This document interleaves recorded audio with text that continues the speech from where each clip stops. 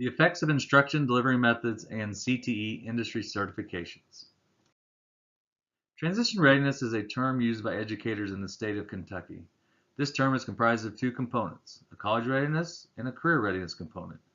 The idea of transition readiness is that students will have acquired the skills and knowledge enabling them to move on to the next level. This research will focus on the career ready component, which is also called transition ready. A level can mean moving from middle school to high school or moving from high school to the next stages in their lives. The Kentucky Department of Education, or KDE, places great importance on students being transition ready, so much so that it's a part of the school's accountability system. This action research will focus on the career ready component and transition of high school students to the next phase of their lives. Career Technical Education, or CTE, teachers are educators in a high school building responsible for students becoming career ready.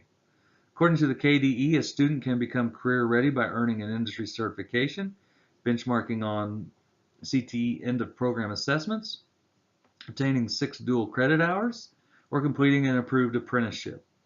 This research will focus on industry certifications because not all CTE programs have all the options available to them, but they do all have industry certification that is married to their content pathway. An industry certification is earned by some type of assessment, either a test, demonstration, or both.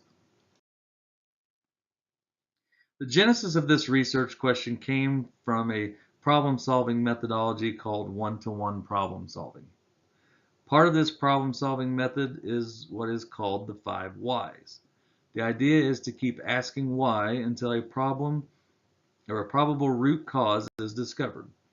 When presented with the problem of the successful completion of CTE industry certifications are below standards across the district at 17.8%, while the state of Kentucky is at 38.9%, after several whys, the question that surfaced was, does delivery method of CTE content affect students' ability to pass industry certifications? Subsections or components of instructional delivery touched on in this study were CTE teacher formal training and class management training, which both affect and/or result from instructional method. The purpose of this action research is to study the characteristics of different teachers' instruction methods and how those methods correspond to successful completion of industry certifications. An exploration of literature of content delivery methods in career technical education classrooms revealed several noticeable themes. First, many CTE program instructors come from private industry with no formal teacher training. For instance, lack of formal training in classroom management affects content delivery. Secondly, in recent history, CTE programs are on the rise in response to the needs of industry, but policymakers are playing catch-up. Thirdly, current trends in education, such as content delivery methods, are heavily disputed topics. Two such methods are indirect instruction and direct instruction. The literature review about different instructional methods uncovered the topic about classroom management, how the lack or presence can affect the type of instructional delivery. Masuga and Simonson found that many new teachers have not been properly trained or prepared for managing a classroom, and they usually do not have any real experience managing behavior.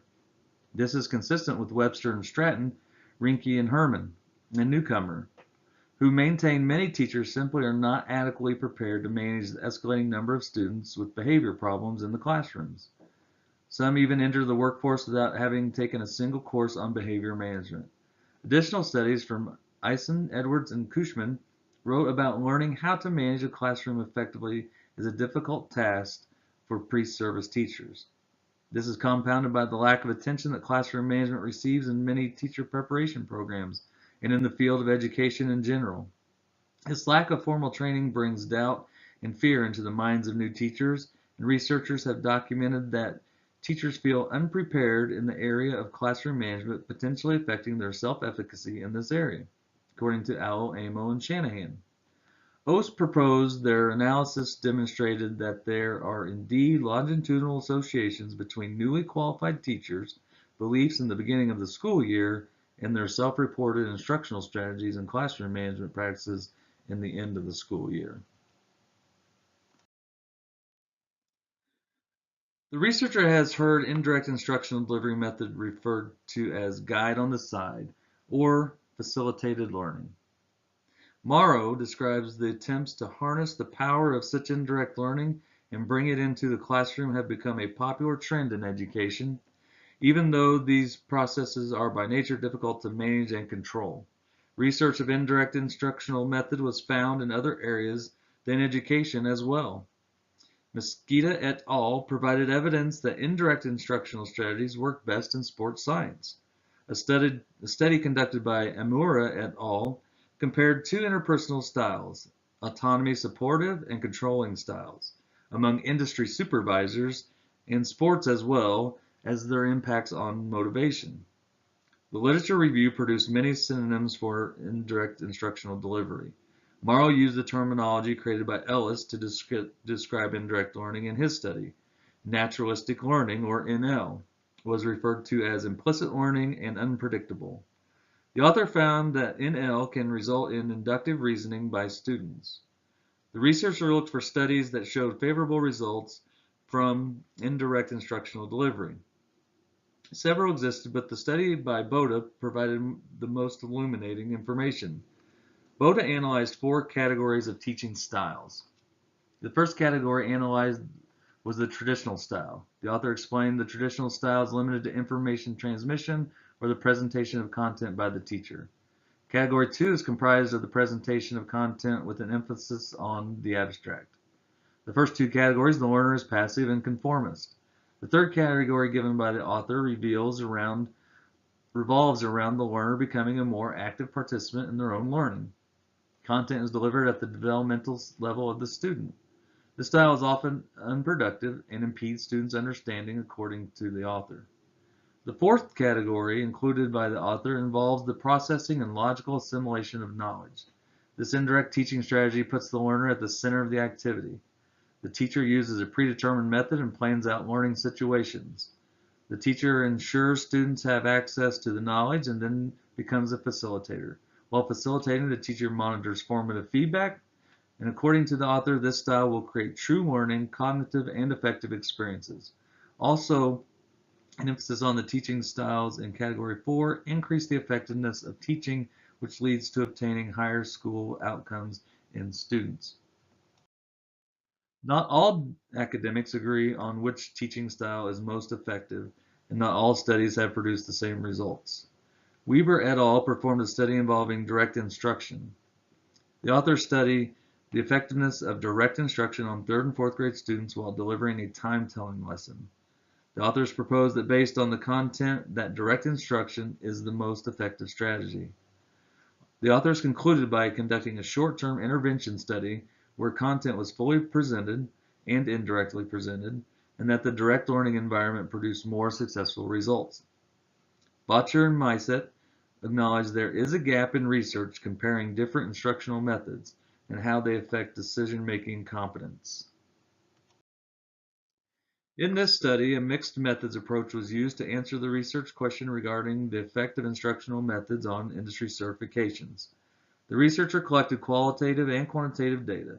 This method was best for this study and helped the researcher verify results through triangulation. The researcher integrated the data using the explanatory sequential design method, using quantitative data to further explain the qualitative data. This approach provided the research an in-depth look into the data and results. The study was conducted at a public high school in Louisville, Kentucky. The study was conducted in 2 CTE classrooms consisting of sophomores through seniors. Manufacturing is taught in both classrooms. The classrooms were observed during 2 periods, 3rd and 6th, alternating different days of the week. Classroom A consists of 18 students during 3rd period and 14 students during 6th. 3rd period is comprised of 16 males and 2 females, while 6th period has 13 males and 1 female. Classroom B consists of 9 students, 3rd period 8 males and 1 female. 6th period is made up of 13 students, 11 males and 2 females. There were 18 sophomores, 21 juniors, and 15 seniors combined from both classes. 22 students are African American, 27 students are white, and 5 were Hispanic. 14 students have individualized education programs, and both teachers are white male between 30 and 40 years old, and neither has a teaching degree. Data collection began with qualitative data and was collected by the researcher observing each classroom once a week for 2 different periods. The observer used a matrix and rating system during observations.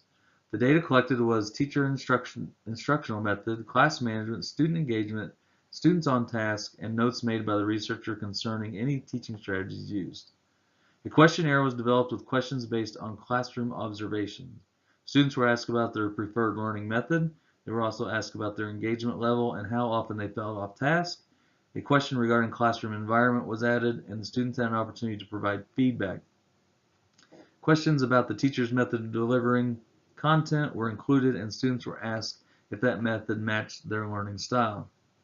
The successful completion of industry certification test was used as the quantitative data for analysis. The qualitative and quantitative data collected was presented by the researcher using tables and charts. The researcher began by observing each classroom 4 times and each specific class twice. Observed was Classroom A, 3rd period, Classroom A, 6th period, Classroom B, 3rd period, and Classroom B, 6th period. Classroom A3 was observed using indirect instructional method during both observations. Classroom A6 used indirect instructional methods once and direct methods once. Classroom B3 and Classroom B6 were observed using direct instructional methods during all observations. The researcher charted the results of the observations as shown. Classroom A outperformed Classroom B in class management, on-task behavior, and student engagement. Shown Classroom A used indirect instruction methods 75% of the time, observed while Classroom B used direct instruction methods 100% of the time. The student questionnaire was also given to 54 students, and 49 were completed and returned. Based on the results of the observations, the researcher focused on 3 questions from the questionnaire. The first question asked was, during a lecture, how often do you get off task? For example, daydream, look at your phone, talk to your neighbor, or leave the room. Possible responses were all the time, most of the time, some of the time, and never. The results from the questionnaire coincide with the results shown in Chart 1. Chart 2 shows the breakdown from the 49 responses to the question, during a lecture, how often do you feel off task? Chart 3 revealed that over half the students would not prefer an environment with a lecture as the content delivery method at all or hardly ever. The third question that produced an interesting result was, do you feel in control of your learning? Chart 4 shows the results from this question. The number of past industry certifications was used as quantitative data to explain the qualitative data. The manufacturing pathway industry certification used is the Manufacturing Skills Standards Council test. Assessments were created by NACTE, and certification requires passing 4 sequential individual tests to become a fully certified production technician and transition ready for the state of Kentucky. Testing occurs every 6 weeks at the high school used for this study. Students take only 1 test in the series of 4 tests per 6 weeks period. And data used for this analysis was from the March 15th test date. Only students who were considered prepared could sit for the test. The sequential order of testing is safety, quality, manufacturing, and maintenance. Classroom A had 31 students and Classroom B had 8 students sit for the exam. In Classroom A, 22 students passed the exams at various levels, while Classroom B had 5. The spreadsheet shows more students from Classroom A prepared and taking higher level assessments in the sequence. Conversely, Classroom B had fewer students prepared and taking lower level tests in the sequence. Table 4 shows raw data of the disparity of preparedness between the 2 classrooms. The results of this study show students who were presented content using indirect methods and strategies were more successful passing industry certifications. The outcome of the study is consistent with the literature about the advantages of indirect teaching methods. This research contributes to the literature by providing further evidence about the advantages of indirect teaching.